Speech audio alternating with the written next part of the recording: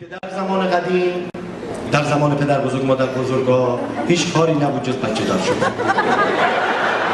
اگه مملکت الان جا نیست، کار نیست، دود و دم ترافیک داریم میترکیم، همه تقصیر پدر بزرگاست تا تونستن بچه ها.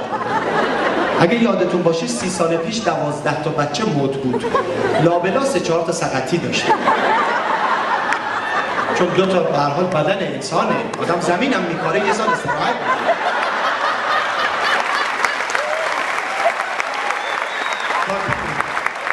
اون زمین دوباره جون بگیره.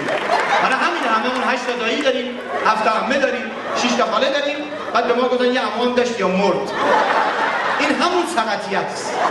مرده به دنیا آمدن، یا 6 ماهگی دیگه جون نداشتن مردن، یه سرما خوردن مردن. من تحقیق کردم چرا اون موقع 12 تا الان به زور یکی. دلیل اون موقع فضا زیاد بود، همیشه فضا بود. 20 تا بچه بازی میکرد نمیفهمیدیم. الان یه بچه بازی میکنه 18 نفر تذکر میده.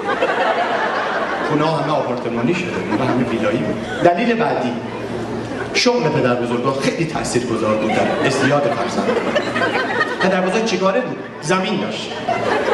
زمین کجا بود؟ دم در. هر روز میرفت دم در ببینه محصول رسیده یا نه، میدید نرسیده، برمیگشت بالا.